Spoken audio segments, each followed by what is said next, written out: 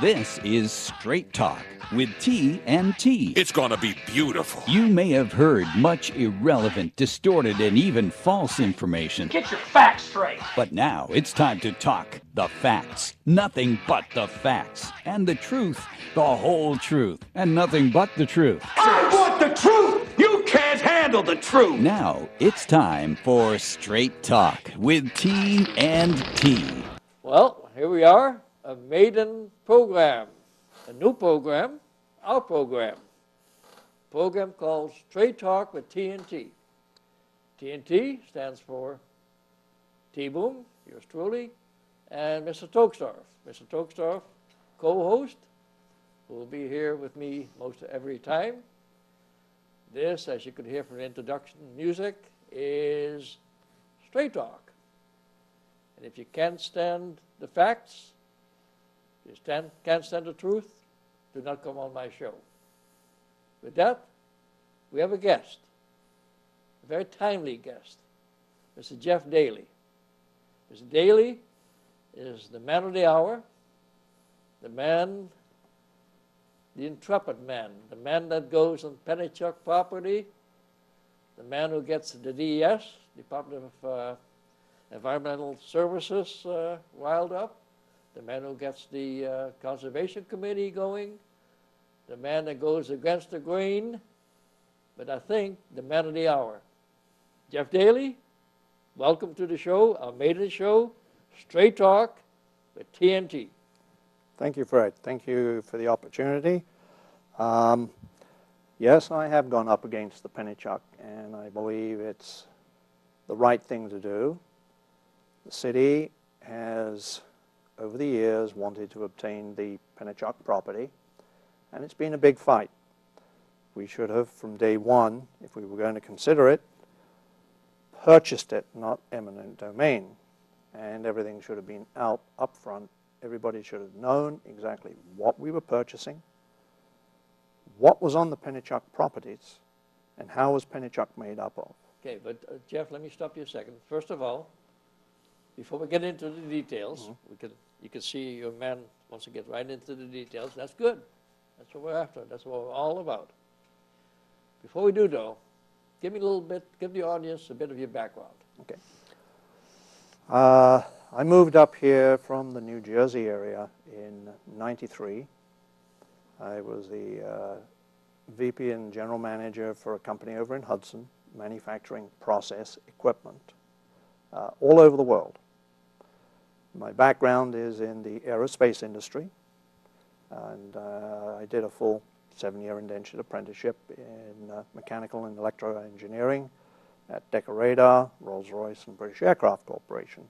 And then when I came over here, I joined a small engineering company and was with them from 1976 till now, 93 when I moved up, and got involved in the school system because my son joined and ended up at the Pennichuck School. Are you a degreed engineer? Yes, I am. I have a degree in mechanical engineering and industrial engineering from London University, and a minor in dendritic hydrology. And just to let the audience know, I have a master's degree in electrical engineering, University of Southern California. Kurt? I have a bachelor's in mathematics from Yale. Okay, so the three of us are not to fool around with. I think we all have experience, we've all been around, we all know our stuff. Right. And I should also say, as you entered the discussion, you said we should not have done eminent domain. As the audience knows, I am the only person in this whole saga that took the city to court on my own, ex parte. Why? Because the city refused to place on the ballot the pros and cons of the question that they asked the citizens. The question asked the citizens, do you want to pursue the purchase of Pennichuck, acquisition of Pennichuck?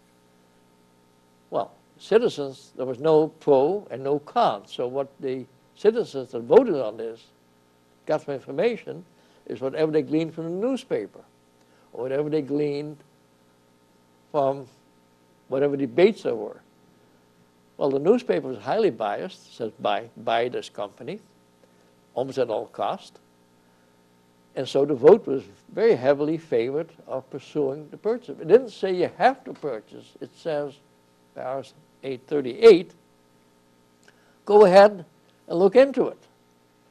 Now, I must ask you, Mr. Geoff Daly, if you go to a company and says, I have been authorized by the citizens to pursue buying your company, and you, CEO of the company, says, go take a hike, what do you do? As a citizen, No, as a CEO of the company. I would say exactly what you said, because it's not being properly presented. And I think that's what you're getting at. No, I'm past that point. You're past that point. I'm past that point. Right. I am now got the vote. Right. Highly biased, I think something like 75% of the vote or more, says pursue the purchase of Pennichuck. Didn't say a word about eminent domain. Didn't say a word about the cost. Didn't say a word about the process. It just simply said the question, the special election, yes or no. So once that vote went down, and now the mayor of the city and the alderman and whoever is involved, the attorneys, are now authorized to pursue. So here goes the attorney and the mayor, and they go up to the CEO of Pennichuck, at that time, I think, Don Corell, and said, I want to buy Pennichuck, because we know you're going to be sold to Philadelphia Suburban. people, right. But we don't want Philadelphia Suburban buying it. We want to buy it. And you as CEO say, Nashua, nice knowing you, go take a hike. What does Nashua do? What is Nashua supposed to do at that point? Well, at that point, I would turn around and do what Mayor Streeter did and go for the eminent domain. Okay, there you are. So the question that you answered earlier was, I wouldn't have gone for eminent domain, was not a question, because that was never on the table. It was not possible to buy Pennichuck, because Pennichuck didn't want to sell to the city of Nashua. Right, and I think there's possibility that behind that was the fact they knew there was underlying problems in exposing themselves to the public on what they had done to the whole of the Pennichuck watershed. Okay, but they were perfectly prepared to sell and merge with Philadelphia Suburban. So what would Philadelphia Suburban have done, or not done, exposed them to, or not exposed them to, that the citizens of Nashua would not have done? Well, because they're in the water business, they would have just carried on like Pennichuck. Okay. And I'm sure if you went onto the Philadelphia facilities, you may find similar problems like we have found on the Pennichuck area. Okay. Stuff dumped, areas modified out of federal and EPA rules and regulations. So it would be a continuing hiding. Are you saying that Philadelphia Suburban, just like any other utilities, water utilities, are not taking proper care of their property? In some cases, yes. And I have actually seen this when I lived in New Jersey.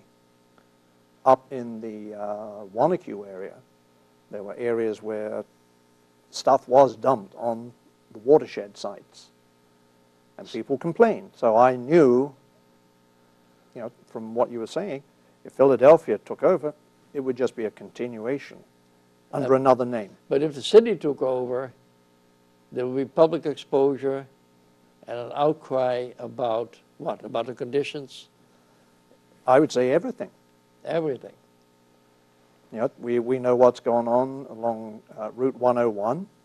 We know other areas that have been developed and possibly overdeveloped. And in doing so, have we endangered our watershed, and have the people not been told the truth on what really has been sold off and what is left? Well, now, before I get into some details that you are prepared with, I do want to ask you a very important question. I got involved in all of this when I found out that back, I think, in 1984, a deal was made, and it went through the PUC, and it went next to the New Hampshire Supreme Court. And it was the following. It said, we're going to build a new filtration plant to adhere to new levels of quality and purity, which you cannot just maintain for the large population we have and the ponds they have. But if you build a filtration plant, we're not going to allow you to put that into the rate. So what they said is, as I understand it, this is what I was told. Correct me if I'm wrong. Pennichuck, we want you to build an expensive filtration plant, about $50 million. We're not going to let you put this into the rate. You have to pay for this out of whatever equity you can raise. We'll allow you, but if you can't raise it, or if you want to raise it by selling some land that you no longer need, go ahead and sell the land. And the thing that went down is that about 2,000 acres, am I right? About 2,000 yes, acres yeah, about was 1990. transferred from a regulated water company to an unregulated division created for that in a purpose. new umbrella. So here's your water company.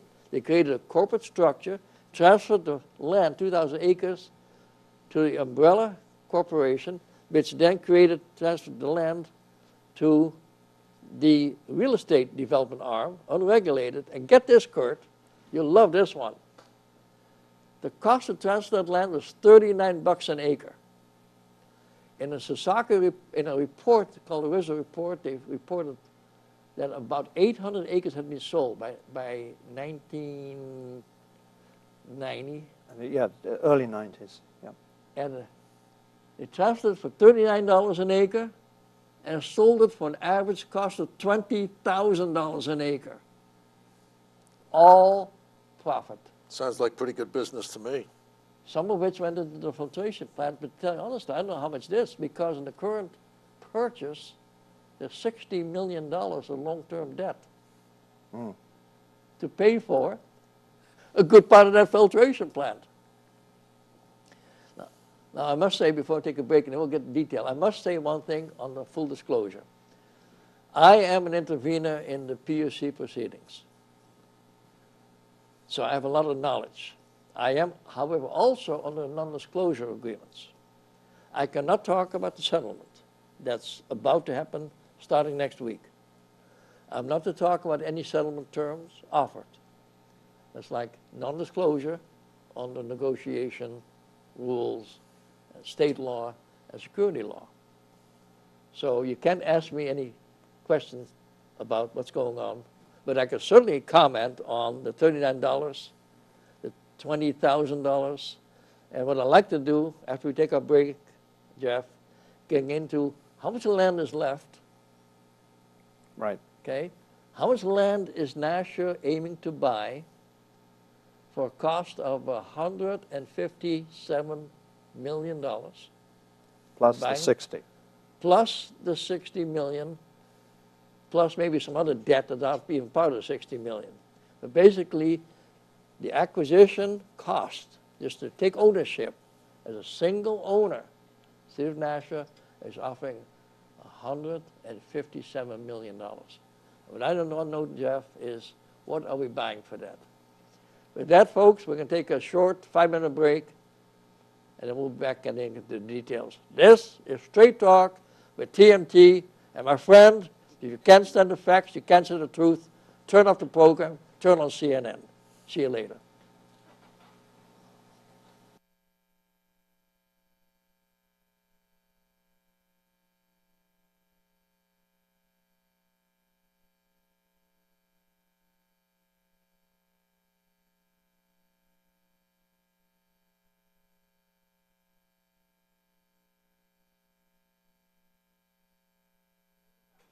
Well, back on the air with Straight Talk with TNT. We had a question brought into our studio during our break, and the question was about the land transfer, what used to be conservation land, being transferred to an umbrella corporation into an unregulated corporation called South Corp, who then sold that land, transferred the cost of $39, sold it for an average cost of $20,000, and the question was that legal? The answer is, It was legal because the New Hampshire Supreme Court allowed that to happen.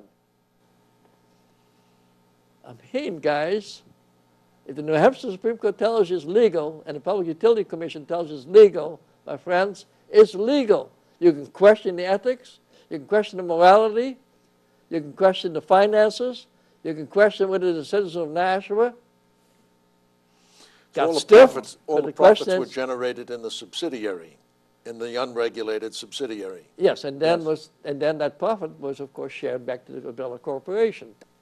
And then some of that money was spent on capital improvements. I'm not saying everything right up in pockets, but bonuses, salary increases, dividends, whatever they want to divvy up the stock. Now, there's a little quick corollary.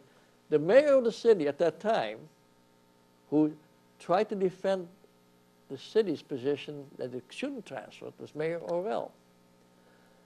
Shortly after the Supreme Court decision came down and said it's legal, you can transfer it, shortly thereafter, right, Jeff? Yes. Mayor Orwell resigned, and guess what? Became the CEO of Pennichuck. Became the CEO of Pennichuck. And he lasted for maybe about, 12, 13 years. Barely that. And got caught with his hands in the till. We won't go into that in this program. With the federal SEC. FCC, Federal Securities Exchange Commission. Commission. Also with the New Hampshire Securities Exchange Commission. Yes. Wound up paying a huge fine. Wound up staying out of jail by a settlement of a huge fine. And resigned. So my friends, greed begets greed begets greed. And that's what the story about Pennichuck is. Is it greed or not? Jeff, I'm going to turn it over to you at this point. Start at the beginning where you think things have gone wrong, in your opinion. Well, you brought up, Mayor Morris Orwell. He actually was also a member of the HECOPS LLC under John P. Stabile. Explain that. That is the whole series of parcels of land within the Southwood Corporation that was purchased. And you've got it basically is Heron Cove is the acronym for it. But there are other parcels. There's parcel 1, 2, and 3. And those have actually been rolled into parcel 4 through the LLC being able to do that. And now it appears that parcel 5 has been rolled into parcel 4. And to that, on March of this year, they actually added Southwood as a member of the HECOPS. So Southwood, Morris Orwell, and John Stabile are all tied together. But the HECOPS have all, I won't make it clear. In other words, they're all partners in the same enterprise? Basically, yes. The same entity of land that was purchased from Southwood to develop various homes and facilities. Yes. And Heron Cove is the main one. It's the main one. And the point is the HECOPS he's talking about, which is basically a bunch of industrial buildings. If you go down to office buildings, have all been sold. See, the question I want to get into with you, Jeff, is all the buildings have been sold. Yes. A number of parcels have been sold. Land has been sold. Right. Parcel F, we're going to talk about, right. is about to be sold. So if all this stuff has been sold, how much is this corporation stripped naked? What's left? What is left that Nashua citizens are paying, well, the Nashua taxpayer is paying $157 million for, and hope to get this money recovered through rates. But the question I have for you now is, what is left? Right now, from what we know, the only parcel left in Nashua is parcel F. In the rest of the land is actually in the Merrimack and Amherst area and a little bit in Hollis. I'm not sure about Milford. But the land in Merrimack is actually right opposite parcel F on the Merrimack side. It's parcel N. Okay, where wait, this is Nashua is buying land in Merrimack. for we're this buying, purchase. buying basically the Pennichuck Corporation, all its subsidiaries and entities, including Southwood. Yeah, And Southwood owns the land that was sold off at the $39 an acre. yeah, no, but a bunch of that land was sold. Right, has So what been I want to know subsequently is how sold. much is left, Jeff? Right. Right now, we know parcel N is 85 acres, which is right opposite the other side of parcel F. Then there is a section down on Manchester Street, opposite Heron Cove, which is supposedly part of a to-be-built facility. There's 2 parcels on Tinker Road, left, and then there's a couple of pieces in the area where Corning was going to be Okay, established. how many acres total is left? I believe in the Merrimack area, about 450. In Total. total. Amherst, Right. Merrimack, and Nashua. No, that's Merrimack. Amherst, I believe, is like 30 or 40 acres. Hollis is 40 or 50 acres, and that's out where the F.W. Webb building is, just off 101. Now, this is developable land. Supposedly developable land, and was defined in an NRPC report put out in 2006 Okay. for New Hampshire DES. Okay. In the 2,000 acres that was transferred to Southwood, how much of that 2,000 was developable? My understanding, somewhere in the region of 1,400 or 1,500 acres. Okay. There's 500 acres left. There's 14 or 15 acres. So 1,000 acres have been sold. Yeah, basically. The most valuable parts? Probably, yes. Probably. All the hiccups were sold. Yes. So is this company still worth $157 million? No. No. What is it worth? Fair market value would be non-developable land price, and whatever is left as developable at whatever a fair value by an independent person would place on it. Which is how much is, in your opinion, is this purchase really worth? Now, let me help you out. Philadelphia Suburban had offered $106 million in the stock Right. swap. So they assumed it was worth $106 million. They were going to assume all the debt, of course. Nashua offered on the Mayor Streeter around $121 million, Right. taking into account what they claimed was the tax liability by taking the assets, disbanding the corporation, making it into a nonprofit, making it part of the municipality, and paying the tax liability for $121 million. But Geoff Daly, what does Geoff Daly think it's worth? I would say somewhere between what Philadelphia was offering and what Mayor Streeter offered. What's the book value? We can't find that out. Ah, We can't find that out because it's in the confidential side. that's not been made public yet? Nope. And Mr. Roland Oliver said that in the eminent domain, all of that information was available. Well, it's conveniently disappeared. Is it worth less, though, than $106 million?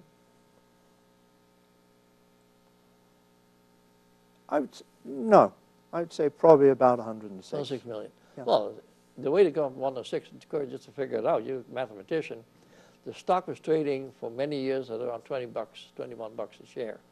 That's 4.5 million shares outstanding. So the market price of this company is around about $88 million. Yeah. And it's sat there, and I own 1 share of stock, so I can go to all the corporate meetings. Folks, you want to go to a corporate meeting, buy 1 share of stock, you go to all the corporate meetings. About $88 million. After Mayor Lozo offered $25 a share, they wouldn't accept it. Right. And it went up. And she says in a briefing in December of 2009, no more negotiation. At that point, the price would have been right around $110 million. And they said, and the advisors that she has currently, some different advisors said, no more than 25 bucks a share. Well, then the PUC came out, and my friend, I don't know if your PUC is your friend or not, the PUC came out and said, to buy the Nashua portion, PWW, on the eminent domain, Right. just the Nashua portion, not land in Merrimack, not land in Amherst, not land in Holland, just the part of the corporation that operates a water company, the filtration plant, the ponds, and the land within Nashua, $203 million. And because you're leaving the other little companies by themselves, a $40 million, I would consider that to be a damage fund, Yeah. a reserve fund for them to not go under. $243 million. Everybody went nuts on that one. So this is an inflation of way over 100%. Oh, this is incredible inflation. Of course, I was on the board at the time, and all these minutes are now public, so I could talk about it, and we said, absolutely not. We were just shell-shocked. Well, apparently, and this happened later, after I was off the board of Alderman, negotiations had actually resumed right after that point. And that's where we are now with the 157 million. Right. So the prices jockeyed around quite a bit. That's why I'm asking you, Jeff, you feel the prices are worth around I'd 106 say million. about 106. And the other aspect is that some of the shareholders, I think, were also kept in the dark until the Gabelli family stepped in. Tell us about the Gabelli family. They're apparently a family who are into the real estate business. They're into shopping mall type stuff and development and what have you. And they saw that it was only worth a certain amount of money. And they said, you know, let us try and settle on a fair price. Yes. And they pushed the board to do that. And what was that price? I believe at that time they said they thought they would like to see somewhere between $27 and $29 a share. Actually, Jeff, was actually $32. They jacketed it up to 32 bucks a share.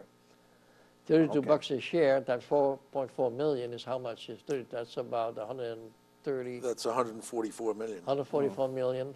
Yeah. And of course, you have to pay some transition. So they're close to where we are now. And that's what they said. And they're stock buyer sellers. They're financiers. They gamble in the marketplace. He'll buy all these shares. Well, he's going to get 29 bucks a share, of course, when this thing goes through, if it goes through. And he paid, what, 21, 22 bucks for it, the market share. So he's going to make 40%. Yeah. And I don't know how many shares he bought, but what did he buy? Several 100,000 shares. So that's how these guys, that's how the big boys do business. Right. We're going to take another break. We're going to get into some of the things that Jeff got into with Parcel F. Folks, this is Straight Talk with T&T. If you can stand the facts, let's do this program. We got more facts than CNN on the things that concern our community. If you can't stand the facts, turn on another station. We'll be back after the break.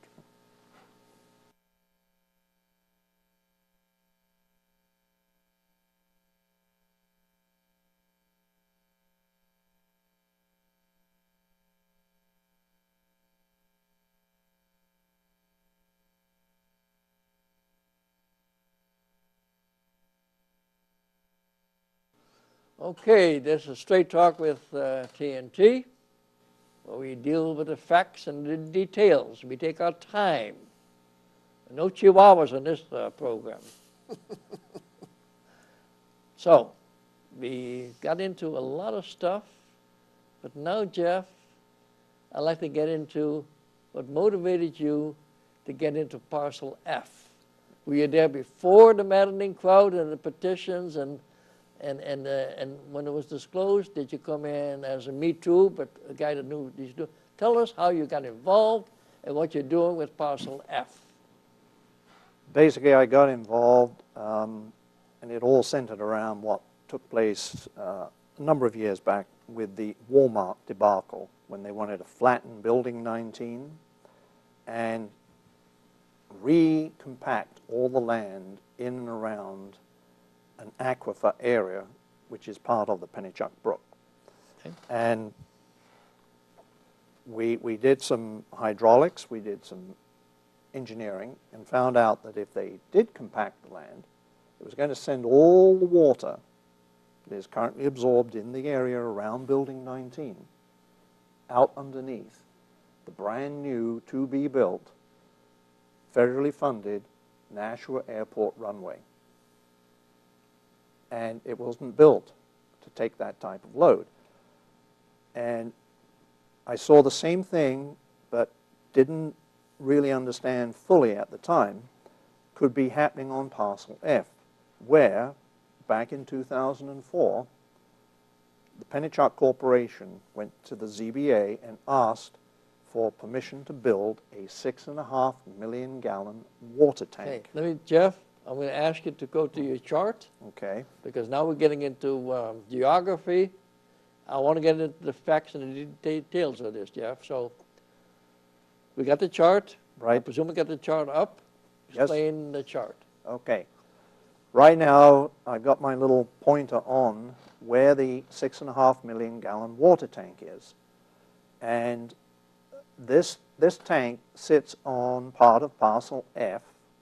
So they have apportioned Parcel F. Now, between the tank is the Clovelly Apartments. And this is where the development was going to be placed. And you can just about make out an outline here. This is an emergency discharge section for the 6.5 million gallon tank. There are two outlets. If they ever go, they're called duckbills, they will discharge all the water out in a fan shape, and it'll end up in the bog. Now, that bog is what? That's that blue area? That is the bog here. And what does a bog mean, Jeff? Basically, it is a depression where water and sediments have settled over the years. It is very, very old. In fact, the NRPC had Blue Moon do a complete survey of the Pennichuck, and in their survey, this is called Wetlands 16. Okay, this does affect our drinking water. It's not a drinking pond, is it? No. So how does this affect our drinking water? Well, when this gets filled, water overflows here from this culvert, and it comes off Henry Burke Highway, Yes. Cabot Drive, Briarwood Drive, and then we have another outlet, two of them actually here, that also flow down into this bog. Then we have all the outflow from the Clovelly Apartments, Yeah. and down through the gully off Clovelly Apartments. So all that water comes in here. Yeah. It then flows down through this canal, which was constructed when the Pennichuck School was constructed, and flows down this swale all the way through, and then there is a crossover, and I have another view of that. Okay, go bring up the other view then. Okay, Can you do that? yep.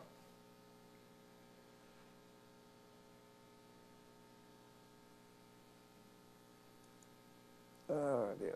You're having difficulty with the view, we'll just skip it. Yep, I'll skip it. But anyway, the thing is, this whole area here, well, maybe it did come up. You don't have a slow computer, do you? No, that's the waste stuff. We don't want that.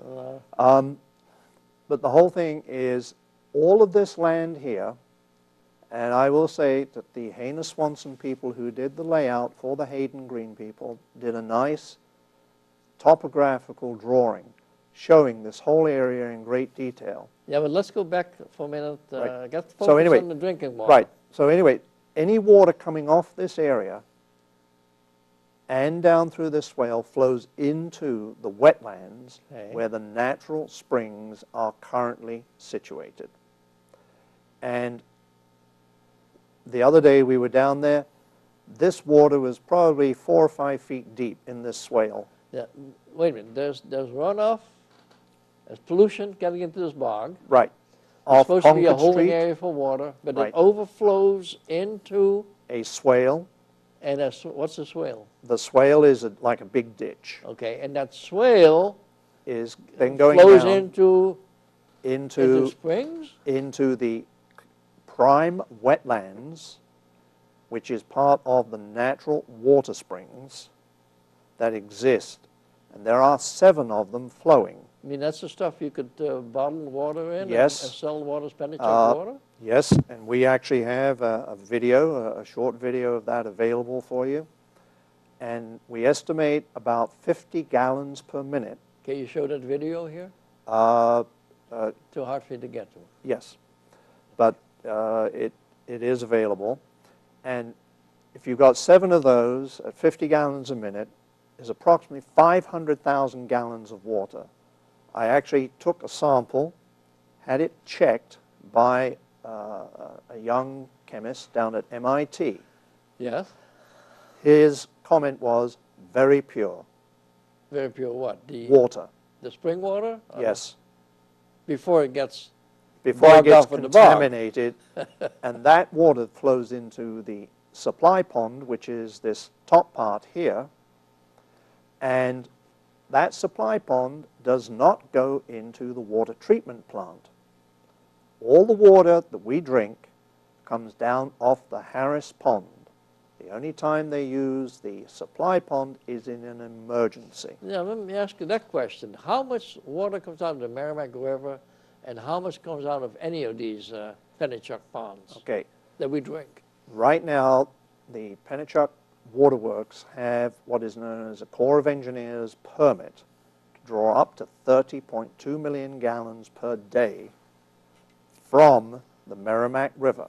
Now it varies depending on the time of year because of the height of the river. Yeah. And it's estimated between 4 to 6 million gallons a day comes from the Pennichuck watershed area in True. What Kurt, the ratio of 4 to 6 million to 30 million is what? It's 12%. 4 to 6 million to 30 to million. 30 million is about... 4 out of 35 million, so that's 12% roughly. right. Well, it's, So if we're it's only 6 getting million, it's 20%. Yes, 6 million would be 20, it's 6 out Right. of 36 total. right. So it'll be 1/6, that'll be 16 and 2/3. 16. Yes. So all we're getting out of these Pennichuck ponds is about 12 to 16%. The Yes. rest comes out of the Merrimack. Right. Now, one of the things that's happening, as we all know, besides the pollution we're seeing coming off the various roads, the water from the Merrimack River has got cleaner over the years. But all waste treatment plants, and it doesn't matter where you go in the nation, with the increased amount of pharmaceuticals being consumed by our nation, Yeah. current technology cannot remove those pharmaceuticals from the water that they discharge into our rivers. Wait a minute, are you saying that the Merrimack River, even if filtrated to this expensive filtration plant that was built, is not as good as the original water that came out of these ponds? The water we're drinking, Yes. it meets current EPA clean water standards. Yes. Whether that standard includes dissolved pharmaceuticals and certain other chemicals that are not detectable by the EPA rules, I'm not sure. Well, because here's the thing, if these ponds are getting polluted, I mean, the area is building up. I mean, there's not been a population increase here, but let's say the population starts to increase, okay? Increase puts pressure on developing this land. There's nothing that says that Nashua, after taking ownership, couldn't sell this land themselves. That is correct. If 10 years from now there's no Geoff Daly around, and there's no, straight talk with TNT, and there's they need taxes, and they say, well, we got this parcel Ed in Merrimack. Why don't we sell that to Merrimack? And we got some other parcel you mentioned in Hollis. Right. We can sell to Hollis. And we'll get this money. So what happens then, and by the way, we don't need these ponds. 60%, doesn't matter. Go pull it all out of Merrimack. Why couldn't that happen? I think partly because the Corps of Engineers have been requested by the EPA to reduce the amount of waters drawn from various rivers because of the amount of sediments and also the runoffs that they are seeing. I mean, the rivers are not pure enough. They're not as pure as we... So where do they get the water? They don't have ponds. I mean, we are blessed. We are very blessed. We got 2 rivers in Nashua. How many cities that you know of have even one river? We got 2. We got the Merrimack. Right. We got Nashua. We got ponds everywhere. We have so many ponds here. Seminole Plaza used to be a beautiful pond, I'm told. Yep. And now it's a Parking lot. kind of an ugly, well, it's an ugly shopping mall. Yeah. With you know, second-rate stores, frankly, my opinion. And not only that, you know, talking of Seminole Plaza, that was one of the original city dumps. What was dumped in there is that ending up in the Salmon Brook, because you go in and you look at the way that car park has collapsed over the years, Yes. that means there's been decay. Yes.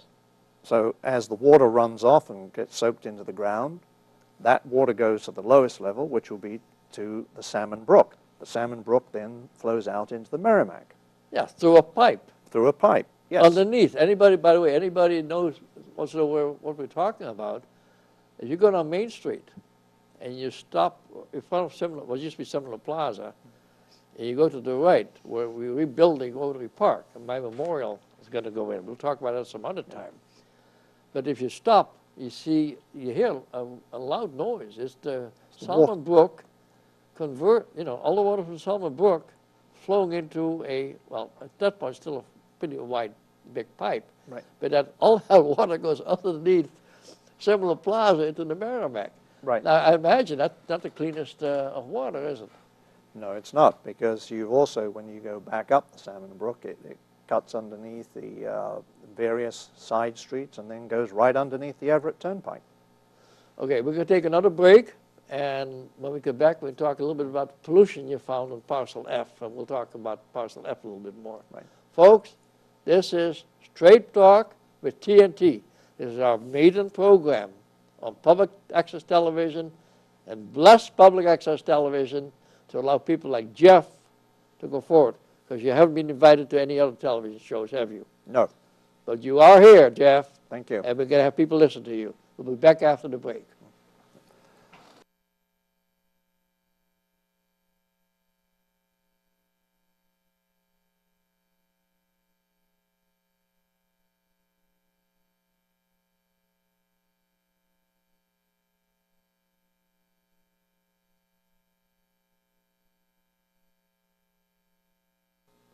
Well, folks, we're back in the final segment of our maiden show, Straight Talk with TNT, where we really get into the facts, the details, and wherever the facts come, the facts lay.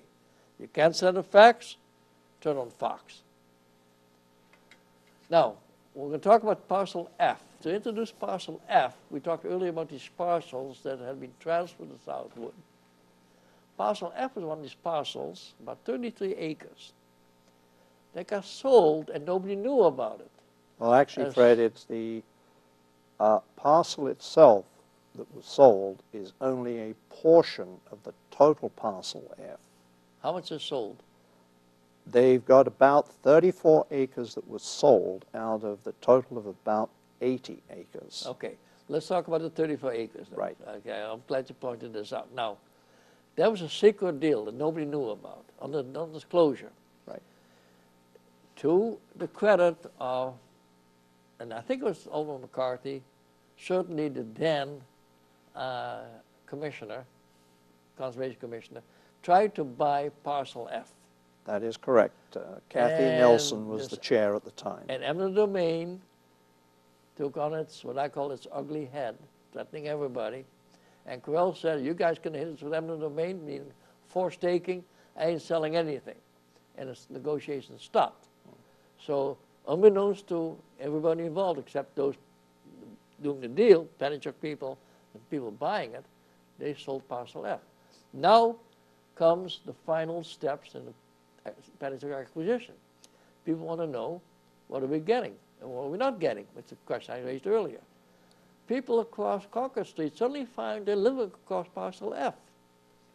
And a nice little neighborhood of plants and trees and bogs are going to be turned into what? And this is where you pick up, Geoff. Well, they're planning basically an elder home system, and it's right behind the Clavelli Apartments, between the Clavelli Apartments and the 6.5 million gallon water tank. Okay. There will be two entrances. As you're coming down Concord Street, there is a gap between the last buildings of Clavelli and the Lillian Motel. That will be the first entrance. The second entrance will be just beyond that, off Concord Street. And it'll come back in and join up, and there'll be some condominiums, some multi-story, and then single-family homes. How many total? Total of about 87. So these people that thought they lived next to a place that would stay pristine because, they pay, after all, the city paying $157 million for the Pennichuck, basically on the emotional appeal of not selling our water to the French. Philadelphia Suburban, Which was is at that time, I think, a French company. Part of Veolia. Yes. And eminent domain, and here they find out after the vote, after all this negotiation, after all this eminent domain, after all of these years and ups and downs and ins and outs, find that, yeah, we're paying $157 million, but not that part of Parcel F. Right. Ah, now people get in arms, this petition drive, but it goes before the planning board. Correct. Now, you and I were before the planning board. They could have stopped it. The vote was 3-3. 3-3. And the planning board has to make a decision. Now, here's the developer. They got all the lawyers. On the other side are citizens, no lawyers. The lawyers are skilled at manipulating the board. They basically, as I saw it, and I was there, the chairman, Mr. Dufour, was basically saying, you got to vote to approve it because we're going to get sued. Remember that? Yes. I consider that to be threatening. Yeah.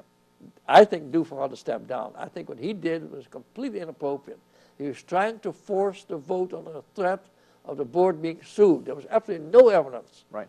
And not only that, the chairman of the Conservation Commission and other people wanted to stand up, and they were not allowed to address the board accordingly. And yet, I wasn't there because I was actually out of town, but I was told that several of the attorneys went right up, instead of going to the lectern and talking, they went right up to the table and talked directly to the chairman. This is the staff. I was there. They talked to the staff. And what happened is the public hearing had closed. They're now in deliberation. The staff attorney, Mr. Westgate, yes. kept going up to the staff, Mr. Falk. He kept whispering. And finally, Mr. Falk's hand went up and says, we have new evidence. And Dufour, who was trying to twist his vote around, it was 3-3, said, what's the new evidence? We'd like to present it. Well, now we have to open up the public hearing. He said, I'll take a vote for the public hearing. He got the vote. Some guy got up, called himself an hydrologist, mumbled some stuff about water being filtered down and went the opposite direction to what you're saying. It doesn't go into the bog, but it went elsewhere. They closed the public hearing, but not allowed citizens to come because public hearing means you hear both sides. Now, 2 of the 3 changed their mind, turned their vote, and now it was 5-1. Planning board says approved, and now the city's out of it. Right. But the process was hardly transparent. Exactly. The process was flawed, very, very highly flawed. To intimidate, what I consider to be intimidation by the chairman of the planning board. Right. I think it was. I was there, and I know Dufour, and I know Ken Dufour, and he and I are friendly sometimes. But I'm telling you, he was intimidating the other members, threatening with a lawsuit, opening up the public hearing, letting only one side speak, allowing. He could have stopped. He says, Mr. Westgate. Attorney Westgate, sit down. Do not talk to the staffer. Right. The staffer is responsible to us in our debate. He's not responsive to you. You've had your say. Right. But that's the kind of stuff that goes on behind the scenes by attorneys getting too cozy with the developers. Now, I know Kathy Hurst. If she'd known this, I think she would have stopped it. I think Kathy Hurst is very conscious conservation-wise. Yeah. Should have a long talk with Mr. Falk, who worked for her, right? And Mayor Lowe's ought to have a long talk with him. Because now I understand that Mayor Lowe's is trying to undo all of this. She's trying to deal with the petition. She's trying to deal with you. Yes. She's trying to deal with a lot of irate citizens who are now suddenly facing, 86 development units when they thought for all that money they're paying, no more development. Right. In a secret deal that nobody knew about. Right. Well, the worst part, Fred, is also the fact that all of this confidentiality, all this secrecy,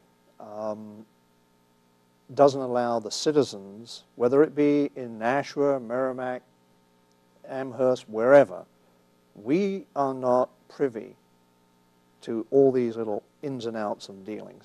And the other night, I made a suggestion to the Aldermanic Board, because Attorney McNamee and Alderman Sheehan pointed out that the mayor was in negotiations for an alternative way out of Parcel F.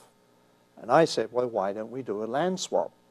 We know that Southwood, and we have communications from Mr. Roland Oliver, who is the president of Southwood. Now he's the chief counsel. No, he is the counsel for Pennichuck Corporation and company secretary, but he is the president of Southwood. I didn't know that. President and CEO. A dual role. Right, okay. Along with several other people who we can't prove at this moment are associated. Okay. And he has stated in emails that Parcel N, where we found the asbestos and the contaminated liquids, is property of Southwood, not Pennichuck. So my request to the Aldermanic Board was, why don't we do a land swap? Parcel F remains in perpetuity as a conservation parcel, and the Parcel N. Well, Parcel N could be developed by Hayden Green in a much easier format because it's flatter, very little recontouring has to be done. How difficult would it be to remedy the situation with the asbestos and so forth? That, luckily, that asbestos would not impact any of the development that they would need to do because they would be way above it. Parcel N is a large parcel. It's 85 acres. But here's a couple of reasons why not. First of all, the developer, Hayden Green, has put in several $100,000 in the plans for Parcel F. So they have to start fresh with their plans for Parcel N. Not necessarily, Fred, because if you look at the Hayner-Swanson drawings, the Clavelli apartment people have got to be brought up to statute for their stormwater runoff. So part of the stormwater retention system designed by Hayner-Swanson could be purchased by the Clavelli developer and utilized so they could recover some of that money. Okay, so that could be part of the swap. Right. All right. As far as roads are concerned, that has got nothing. I mean, that's easy just to straighten those out. I've actually laid out their land, and what they have now in the little development, on Parcel N. It fits. The mayor, I saw the mayor today on an unrelated situation. I have to run into her today. And she told me nothing more. And even if she told me more, I couldn't speak about it. She says she's trying to make a deal. You know, she gets into the details. You may or may not like the way she does things. She's very controlling, but she's into the details. So she says, I'm trying to fix this. She wants people off her back on Parcel F. That's going to be a bad situation for years to come in the development. That's going to be a long memory, a lot of antagonism. If you search in Parcel N, I'll pay them some money, tell them to go away, that would happen. But final point before you finish the program, DES. You got the DES involved in Parcel. Tell us about that. That's correct. Because of the fact that we went onto the land, we took a variety of photographs of asbestos on both the Nashua side and the Merrimack side. We informed the Aldermanic Board, we informed various people within the city, nothing happened. So we sent it all up to DES, and Commissioner Burak then immediately acted upon it. We also let the town of Merrimack know. Okay? They came down, there was a little bit of a legal problem, and it got booted upstairs. The next thing we know is, yep, we were there at 12:30 on a Friday afternoon, pouring with rain, and we walked onto the property. They had already started to pre-prepare the removal of the asbestos behind what is known as the dynamite bunker. Okay. And this was used to blow up and get their water lines in. They had slash cut, already started to prepare to remove. And the DES guy said, no, you have to have permits. Okay. To date, as we talk, no permits from Nashua or Merrimack have been requested or applied for or permitted. And yet they've started to clear the land. We've got photographs of 2 dumpsters. One is a hazardous waste dumpster from the Adler Company, full and completely covered. Okay, but wait a minute, Geoff, the DES is quoted in the newspaper to say they can develop this anytime. Right, but the material that's on parcel F hasn't been touched at the moment. F or N? N No, is I'm talking about F now. F. F has got some materials on it, but they haven't been touched. Okay, but the They can't DES do commissioner, Geoff, the DES commissioner said they can develop this anytime they wish. That is correct, under the AOT permit. Yes. But as I said in my request, the AOT permit was incomplete and deficient because I don't believe Pennichuck gave all the relevant engineering data over to the developers. So are you saying the DS commissioner is not fully informed, or you're saying that there's permits to be applied for after they start the development? Exactly what's it? Either they can develop it or they cannot develop it. I'm a little unclear. The planning board has given them permission to go ahead based on the AOT permit. Yes. But in my opinion, and a number of other people, including Dr. Alan Fuller, that permit was incomplete and deficient. Now, McNamee, Attorney McNamee said it would, I stated it was misleading. No, all the data that I have that GeoInsight reviewed, yes, based on Hayner Swanson, Mr. Prokoff, and another person's input, follows all the EPA guidelines. Okay. But what is missing is the data from Pennichuck. What did they do to the ground next door to part of parcel F? Okay, can that hold up then development? No, because what will happen when they compact, and the building code says you've got to compact 60,000 pounds of force. Yeah.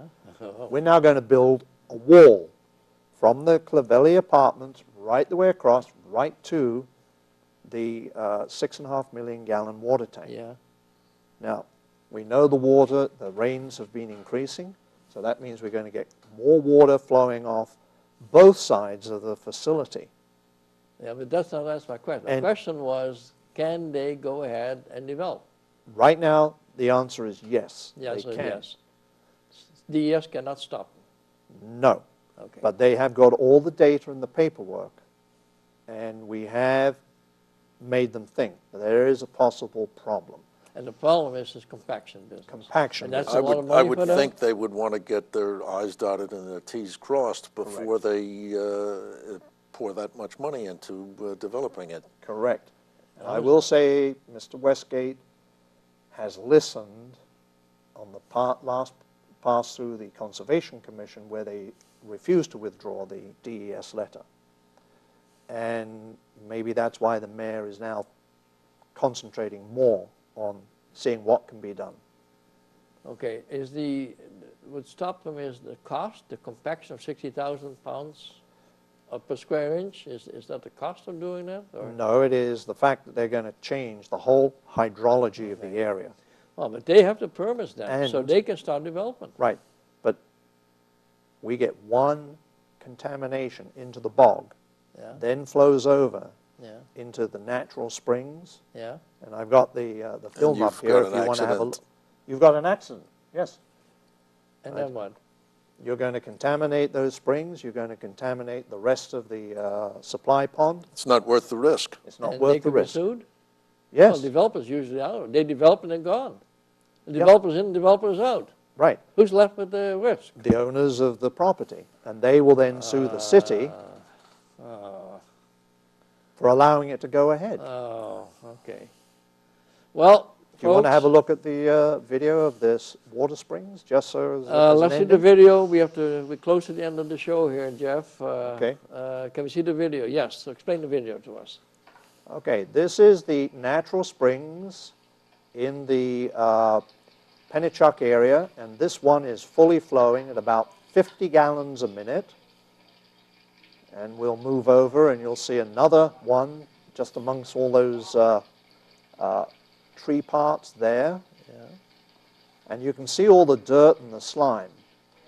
And then there's one here and one there. Now, that's the bog we're looking at? No, this is the natural springs The natural springs. where Oh, the bog overflows natural into springs. Okay.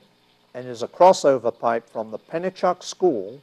Oh, that's a natural spring. That is a Now, these natural, are important for emergency, for Yes. water supply, right? Yes. Emergency water supply?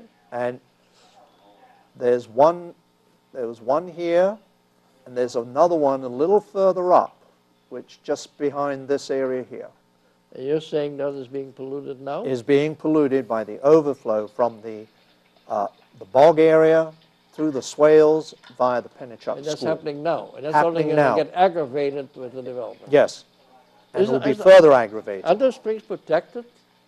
Under by the- some kind of Safe Water Drinking Act? Under or- the Homeland Security Act, they are supposed to be. Now, the Pennichuck Waterworks have put their plan in. Pennichuck Corporation and Southwood have not. They are not on file. And one of the DES people who was present is the director for the whole of the state of New Hampshire for water protection in emergency.